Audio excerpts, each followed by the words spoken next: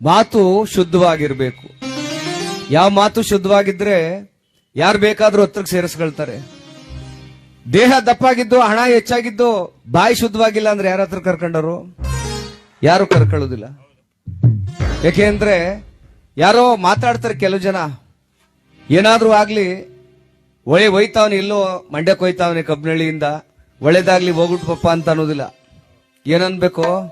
ಜಾಕೆ ನೆನೆ ದಿನ ಆಕ್ಸಿಡೆಂಟ್ ಆಗದೆ ಇಲ್ಲಿ ಗೊತ್ತಲ್ತಾವು, ಹೋಗುವಾಗೆಲ್ಲಾರ ನೀನು ಗುದ್ಗಿದ್ಕ ಸತ್ತಿ ಅಂತ ಅಂದ್ರೆ ಹೋಗುವಾಗ್ಲಿ ಹಿಂಗಂದ್ರೆ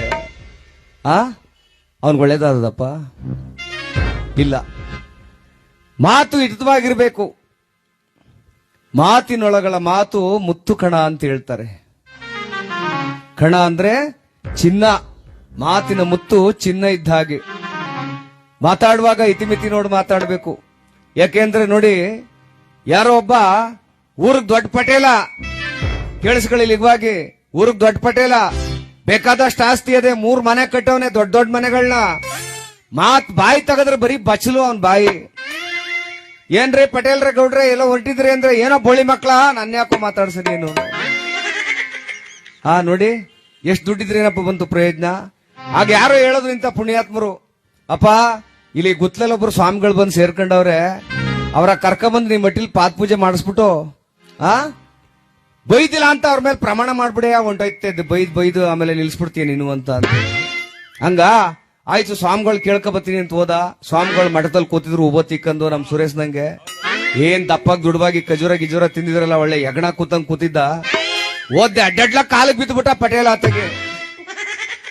ಸ್ವಾಮಿಗಳು ತಲೆ ಕೆಟ್ಟೋಯ್ತು, ಇವನ್ ಬಾಯಿಗೆ ಬಂಡಾಕ, ಯಾವತ್ತೂ ನನ್ನ ಕಾಲಿಗೆ ಬಂದ್ ಬಿದ್ದವನಲ್ಲ, ಬರೀ ಬಾಚತ್ರ ಬರೀ ಬಾಯಿ ಬಚ್ಚಲ್ ಬಾಯಿ ಇವನು ಬಂದವನಲ್ಲಪ್ಪ ಕಾಲಿಗೆ ಬೀಳೋಕೆ, ಏನೋ ಗಾಚಾರ ನನಗ್ ಕಾಲದಲ್ಲ ಅಂದ್ಬಿಟ್ಟು, ಸ್ವಾಮಿ ನಮ್ಮ ಮನೆಗೆ ಭಾನುವಾರ ಪೂಜೆಗೆ ಬರ್ಬೇಕು ಸ್ವಾಮಿ.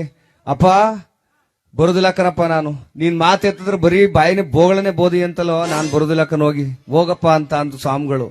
ಅದಕ್ಕೆ ಈ ಪಟೇಲ ಏನನ್ಬೇಕು, ಯಾವ ಸೂಳೆ ಮಕ್ಕಳು ಸ್ವಾಮಿ ಹಂಗಂದವ್ರು ಒಂದ. ಇದ್ಯಾಕನಪ್ಪ ಬೋಗಳ ಅಂದ್ರೆ, ಇದು ಬೈಬಿಡಕನಪ್ಪ ಅಂದ್ರು. ಇಲ್ಲ ಸ್ವಾಮಿ, ಏನೋ ಬಾಯಿ ತಪ್ಪ ಬಂದ್ಬಿಡಿ ತಮಟಿಯವ್ರು ಕರ್ಕೊಬತ್ತೀನಿ ಅಂದ್ಬಿಟ್ಟು ಭಾನುವಾರ ಒಪ್ಸ್ಬಿಟ್ರು. ಹೆಂಗೋ ಹೋದ ತಮಟಿಯವ್ರು ಕರ್ಕೊಂಡದ್ದೆ. ಏನು ಸ್ವಾಮಿಗಳನ್ನ ಪಲ್ಲಕ್ಕಿ ಮೇಲೆ ಕೂರ್ಸ್ಕೊಂಡ್ ಡೇಟ್ಗೆ ಏನ್ ತಮಟಿಯವರು 4 ಹೆಜ್ಜೆ ಹಾಕೋಂಗಿಲ್ಲ, ಎಣ್ಣೆ ಹೊಡೆದ್ಬಿಟ್ರು. ಅದಕ್ಕೂ ಏನ್ ಬಡದುತ್ತವೆ ಬಡಿತಾರೆ. ಇವನ್ಗೂ ಒತ್ತು ಸಾಕಾಯ್ತು ಪಟೇಲರಿಗೆ. ಸ್ವಾಮಿಗಳ ಒಳ್ಳೆ ಯಗಣ ಇದ್ದಂಗಿದ್ನಲ್ಲ, ಮುಂದಕ್ ನಡ್ರ ಜಲಲ್ದಿ ಹೆಜ್ಜೆ ಹಾಕಲ್ಲ, ಈ ಬಡಿಯನ್ನ ಎಣ ಒತ್ತಂಗ ಆಯ್ತದೆ ಅಂತ ಅಂದ. ಸ್ವಾಮಿಗಳಂದ್ರು, ನಿನ್ ದಮಯ ಅಂತೀನಿ ಬಿಟ್ಬಿಡಪ್ಪ, ಆಗ್ಲೇ ನೀನು ಸುಳೆ ಮಗ ಅಂದಿದ್ದು, ಈಗಾಲೇ ಎಣ ಅಂತ ಇದೆಯಲ್ಲ, ಬಿಟ್ಬಿಡೆ ಆತಗೆ ಹೋಯ್ತೀನಿ ಅಂತ ಅಂದ. ಇಲ್ಲೇ ಸ್ವಾಮಿ ಬಾಯಿ ತಪ್ಪ ಅಂದ್ಬಿಟ್ಟಕಂದ್ ಬನ್ನಿ ಅಂದ್ ಮುಂದಕ್ಕೆ ಕರ್ಕ ಬಂದ್ರು. ದಾರಿ ಬತ್ತ ಮನೆ ತಕ್ ಬತ್ತೋ, ಏನ್ ಅವ್ನ ಹೆಂಡತಿ ಒಳಗಡೆ ಪಾಯಸ ಬೂಂದಿ ಮಾಡ್ಕೊಂಡು ನಿಂತ್ಬಿಟ್ಟವಳೆ, ಒಬ್ಬಟ್ಟು ಮಾಡ್ಕೊಂಡು. ಇವನ್ ಕೂಗ್ದ, ಅಮೇ ಬಮ್ಮಿ ಸ್ವಾಮಿಯವ್ರು ಬಂದವ್ರು, ನೀರ್ ತಗೊಬಮ್ಮಿ, ಕಾಲಿಗೆ ನೀರ್ ತಗೊಬಮ್ಮಿ ಅಂತ ಅವಳು ಬರೋದು ಅರ್ಧ ಗಂಟೆ ಆಗೋಯ್ತು. ಆಮೇಲೆ ಎಷ್ಟೋ ಹೊತ್ಮೇಲೆ ಕೇಳಿಸ್ಕೊಂಡ್ ಬಂದ್ಮೇಲೆ ಇವನೇನ್ ಅನ್ಬೇಕು ಅವ್ನ ಹೆಂಡತಿಗೆ, ಏನ್ ನಿನ್ ಬಂದಿರೋದು ನಿನ್ ಬಾಯಿಗೆ ಬಣ್ಣಾಕ, ಸ್ವಾಮಿಗಳು ಬಂದು ನಮ್ಮ ಮನೆ ಬಾಗ್ಲಲ್ಲಿ ಅರ್ಧ ಗಂಟೆ ಆಯ್ತು, ನಾಯಿಕಾದಂಗ್ ಕಾಯ್ತಾ ನಿಂತವ್ರೆ. ಸ್ವಾಮಿಗಳಿಗೆ ಇದ್ಬದ್ದು ಆಗೋಯ್ತು, ಬೇದಿ ಪಾದಿ ಎಲ್ಲ, ಅಯ್ಯೋ ನಿನ್ ಬಾಯಿಗೆ ಬಣ್ಣಾಕ, ಅಲ್ಲಿ ಎಣ ಅಂದೆ, ಈಗಾಲೇ ನಾಯಿ ಅಂತ ಇದೆಯಲ್ಲೋ, ಬಿಟ್ಬಿಡೋ ನಾನು ಹೊಂಟೋಯ್ತೀನಿ ಅಂತ ಅಂದ್ರು. ಕೇಳಿಸ್ಕೊಳ್ಳಿ, ಇನ್ನೊಂದ್ಸರ ಅನ್ನೋದಿಲ್ಲ ಸ್ವಾಮಿ, ದೇವರಾಣೆ ಅನ್ನೋದಿಲ್ಲ ಸ್ವಾಮಿ, ಒಳಗ್ ಬಂದು ಪೂಜೆ ಮಾಡ್ಬಿಡಿ ಅಂತ ಅಂದ. ಏನ್ ಸ್ವಾಮಿಗಳು ಬಂದು ಏನೋ ಪಂಚಾಮೃತ ಏನೆಲ್ಲ ಕಲ್ಸ್ಕೊಂಡ್ ಪೂಜೆಗೆ ಶುದ್ಧ ಮಾಡ್ತಾವ್ರೆ. ಐಕ್ಳಿಗೆ ಒಟ್ಟಸ್ತ್ ಬಿಡೋದೆ, ಒತ್ತರಿಂದ ಅನ್ನ ಕೊಟ್ಟಿಲ್ವಲ್ಲ. ಈ ಐಕ್ಳಿಗೆ ಒಳಗೆ ಕೇಸರಿ ಬಾತು ಏನೋ ಮಾಡವ್ರಲ್ಲ, ಅವ್ ಚಮಚ ಹಾಕಂದ್ ತಿಂತ ಕೂತವೆ. ಅದ ಪಟೇಲಪ್ಪ ನೋಡ್ಬಿಟ್ಟ, ಅಯ್ಯಯ್ಯೋ ಲೋ, ಇರು ಕೇಸರಿ ಬಾತೆಲ್ಲ ನೀವೇ ತಿನ್ಕಂದ್ರೆ ಸ್ವಾಮಿಗಳೇ ನಿಮ್ಮವ್ನು ಎಕಡ ತಿಂದಾರಲ್ಲ ಅಂದ. ಸ್ವಾಮಿಗಳು ಕಿತ್ತ ಹೊಂಟೋದ್ರಂತ ಹಂಗಿ. ಅಯ್ಯ ಬಡ್ಡಿ ಇದ್ನೆ, ನಿನ್ಗೆ ಎಷ್ಟೇ ಹೇಳಿದ್ರು ನಿನ್ ಬಾಯಿಲಿ ಬರೋದಿಲ್ಲ, ನಿಲ್ಸೋದಿಲ್ಲ ಕಣಪ್ಪ. ಸತ್ಯವಾದ ಮಾತು ಹೇಳ್ಬೇಕು ಅಂದ್ರೆ ನೀವು ಮೊದಲು ಮಾತು ಶುದ್ಧವಾಗಿರೋದನ್ನ ಕಲಿಬೇಕು. ಅದು ದೇವ್ರ ಮೇಲೆ ಪ್ರಮಾಣ ಮಾಡೋ ಅಥವಾ ಸ್ವಾಮಿಗಳು ಬಂದು ನಮ್ಮನ್ನ ಮಾತು ಶುದ್ಧ ಮಾಡ್ತಾರೆ ಅನ್ನೋದು ತಪ್ಪು. ನಮ್ಮ ಸಂಸ್ಕಾರ ಬರಬೇಕು. ಹಿರಿಯರಾಗಿದ್ರೆ ತಲೆಬಾಗಿ ನಮಸ್ಕಾರ ಮಾಡಬೇಕು, ಕಿರಿಯರಾಗಿದ್ರೆ ಪ್ರೀತಿಯಿಂದ ಆಶೀರ್ವಾದ ಮಾಡಬೇಕು. ಅದೇ ಸಂಸ್ಕಾರ ಅಂತ ಹೇಳ್ತಾರೆ ಬಂಧುಗಳೇ.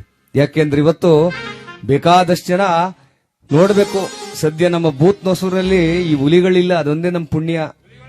ಹುಲಿಗಳು ಅಂದ್ರೆ ನನಗೆ ಎಣ್ಣೆ ಹೊಡೆಯೋರಿಲ್ಲ ಅಂತ. ದಾರಿಲಿ ಬರುವಾಗಲ್ಲ ಒಬ್ಬ ಅಡ್ಲಾಗ್ ನಿಲ್ಸ್ಕೊಬಿಟ್ಟಿದ್ದ ನನ್ನ, ಇದು ಎರಳ್ಳಿ ಪುಡ್ಸಮಿ ನಿಣಿ ಅಂದ.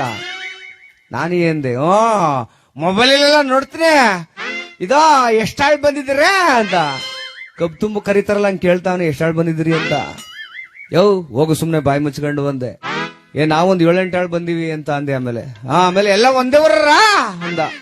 ಇಲ್ಲ ಕಣಯ್ಯ, ಆಗ್ಮನಿ ಬಾರ್ಸೋರು ಕರಡ್ಡಿಯದವರು, ತಬಲಾ ಬಾರ್ಸೋರು ಸೆಟ್ಟಳ್ಳಿಯವರು, ಮೇಡಮ್ ಅವರು ಚಾಕ್ನಳ್ಳಿಯವರು, ಇವರು ಮರಳೆಗಾಲದವರು, ನಾನ್ ಮಂಡ್ಯದ ಹತ್ರ ಎರಳ್ಳಿಯವನ್ ಕನೆಯ ಅಂದೆ. ಅದಕ್ಕೆ ಅವನೇನ್ ಅನ್ಬೇಕು, ಹಂಗಾರ ನೀವೆಲ್ಲ ಬೆರ್ಕೆ ಅಂದ.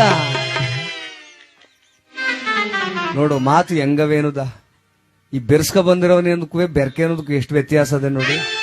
ಅದಕ್ಕೆ ಮಾತಾಡಿದ್ರೆ ಹೋಯ್ತು, ಮುತ್ತೊಡೆದ್ರೆ ಹೋಯ್ತು. ಇಂಥ ಮಹಾನ್ ಭಾವ್ರು ಮಾತಾಡೋದೆಲ್ಲ ಕೇಳಿಸ್ಕೊಂಡು ಸಣ್ಣ ಸಣ್ಣ ಐಕ್ಳು ಬೈದ್ ಕಲ್ತ್ಕೊಂಡವ್ ನಮ್ಮ. ಬೇರೆ ಯಾರು ಬೇಡ, ನನ್ನ ಮಗ ಸಂಜೆ 4 ಗಂಟೆಲಿ ಮಣ್ಕೆರ್ಕ ಆಟ ಆಡ್ತಿದ್ದ. ನಾನು ನನ್ನ ಹೆಂಡತಿ ಮಂಗೆ ಮರದ ನೆಳ್ಳು ತಣ್ಣಗಾಯ್ತಿತ್ತು ಕೂತಿದ್ದೋ. ನನ್ನ ಹೆಂಡತಿಗಂದಲೇ ನನ್ನ ಮಗ ಎಷ್ಟು ಚೆನ್ನಾಗಿ ಮಣ್ಕೆರ್ಕ ಆಟ ಆಡ್ತೇನೆ, ಒಂದ್ ಕಲ್ತಕ ಹೊಡಿತೀನಿ ಕಣೆ. ಏಟ್ ಬಿದ್ದೇಟ್ಗೆ ಅಪ್ಪ ಅಂದನ ಅವ್ವ ಅಂದ ನೋಡ್ಮ ಅಂದಿ. ನನ್ನ ಹೆಂಡತಿಯಲ್ಲಿ ಇದು ಒಂದು ಆಟ, ಬಾಯಿ ಮುಚ್ಕೊಂಡ್ ನಡಿ ಮನೆಗೆ. ಇಲ್ಲ ಸುಮ್ನಿರೇ, ಒಂದ್ ಟೆಸ್ಟ್ ಮಾಡುಮ. ಏಟ್ ಬಿದ್ದೇಟ್ಗೆ ಅಪ್ಪ ಅಂದ್ರೆ ನನ್ ಮೇಲೆ ಪ್ರೀತಿ, ಅವ್ವ ಅಂದ್ರೆ ನಿನ್ ಮೇಲೆ ಪ್ರೀತಿ ಅಂದೆ. ಒಡರಿ ಕಲ್ ತಕೊಂಡು ಬಂದ್ಲು.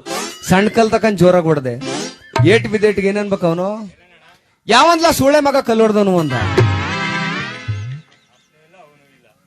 ನೋಡು ಐಕ್ಳು ಹೆಂಗ್ ಕಲ್ತ್ಕೊಂಡವೆ. ಅಪ್ಪನೂ ಒಂದ್ಲಿಲ್ಲ, ಅವನು ಒಂದ್ಲಿಲ್ಲ, ಬಿದ್ದು ಓಡ್ಬಿಟ್ಟು ಅಟ್ಟಿಗೆ ಇಂತಿರಿಕ ನೀನೇನು ಉಗ್ಗಿಗ್ದನು ಅಂತ. ಅದಕ್ಕೆ ಬಂಧುಗಳೇ, ಸಂಸ್ಕಾರವಂತರಾಗಬೇಕು. ನಾವು ಹಣ ಹೆಚ್ಚು ಇಲ್ಲದೆ ಇದ್ರೂ ಚಿಂತೆ ಇಲ್ಲ ಬಂಧುಗಳೇ. 4 ಜನ ಒಳ್ಳೆಯವನು ಅಂದ್ರೆ ಸಾಕು, ಅದೇ ದೊಡ್ಡ ಸಂಪತ್ತು. 4 ಜನ ಪುಣ್ಯಾತ್ಮ ಕಣಪ್ಪ, ಅವನು ಒಳ್ಳೆ ಮಾತಾಡ್ತಿದ್ದ ಕಣಪ್ಪ ಅಂದ್ರೆ ಅದೇ ನಿಜವಾದ ಸಂಪತ್ತು.